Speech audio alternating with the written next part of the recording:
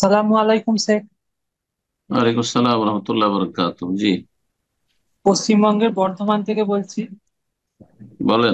আমার আমার প্রশ্নটা হলো, আমার আব্বা যখন বিয়ে করে তখন যৌতুক যৌতুক নিয়েছিল।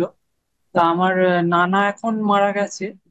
নানার আরো ছেলে মেয়েরা আছে, তাদেরকেও যৌতুক দিয়েছিল বিয়ের সময়, কম বেশি পরিমাণ।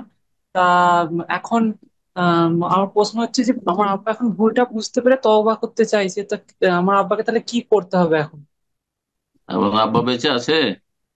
হ্যাঁ, হ্যাঁ, বেঁচে আছে। তওবা করতে চাইছে, ওই যে টাকা পয়সা নিয়ে শ্বশুরের কাছ থেকে তার শ্বশুর বাড়িতে দিয়ে চলে আসুন। কথা বোঝা গেছে? মানে দিয়ে চলে। শ্বশুর, এখন তো নানা তো মানে মরে গেছে, সেহেতু মানে না না মামারা না, এ তো আছে। নানার ছেলে মেয়েরা আছে, তার ধন সম্পদের ওয়ারিশ তার ছেলে মেয়েরা আছে, তাদের কাছে দিয়ে দিবে, বললে তোমরা ভাগ করে নাও। এটা আমি নিয়েছিলাম সেই না, জায়েজ কাজ। সেই হিসেবে সেই হিসেবে কি আমার মাও তাহলে ভাগ পাবে? হ্যাঁ, অবশ্যই ভাগ পাবে, কেন ভাগ পাবে না? পুরোপুরি তওবা জাজাকাল্লাহ খায়ের। করতে হয়, মুক্ত হইতে পুরোটা দিয়ে চলে আসবে। হ্যাঁ, যা নিয়েছে দিয়ে চলে আসবে। আর যদি তারা ক্ষমা করে দেয় তাহলে সেটা আলাদা কথা।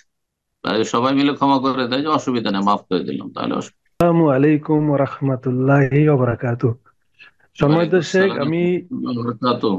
জি বলেন, কোথা সম্মানিত থেকে শেখ বলছেন? আমি আমি পশ্চিমবঙ্গের জলপাইগুড়ি পাহাড়পুর চরুং থেকে বলছি।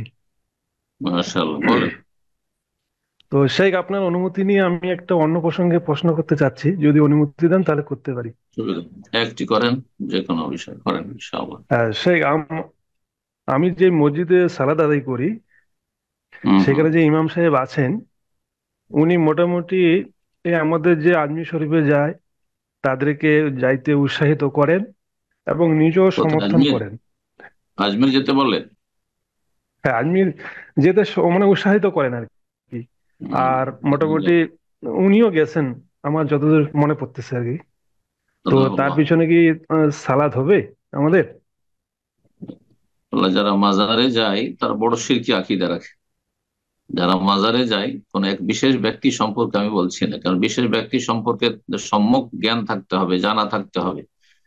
আপনার কথার ভিত্তিতে আমি কোন একজন ব্যক্তি সম্পর্কে বলছি না, এমন কোন ব্যক্তি, যে কোনো ব্যক্তি যদি সে মাজারের দিকে আহ্বান করে যে অমুক জায়গায় আল্লাহর ওলি শুয়ে আছেন, যাও সেখানে কিছু পাবে, আর অথবা সে নিজে যায় সেখানে চাদর চড়াতে, অথবা খাসি মোরগ জবাই করতে, অথবা হাজিরা দিতে যাচ্ছে এই আশায় যে কিছু পাবো, খালি হাতে ফিরে আসবো না, তাহলে এটা বড় শিরকি আকীদা। এমন ব্যক্তির পেছনে সালাত হবে না। যার মধ্যে ঈমান ভঙ্গকারী বিষয় রয়েছে তার পিছনে চলা যায় না। আল্লাহ হেদায়েত দান করুন এবং আল্লাহ উত্তম বিকল্প দান করুন আপনাদের।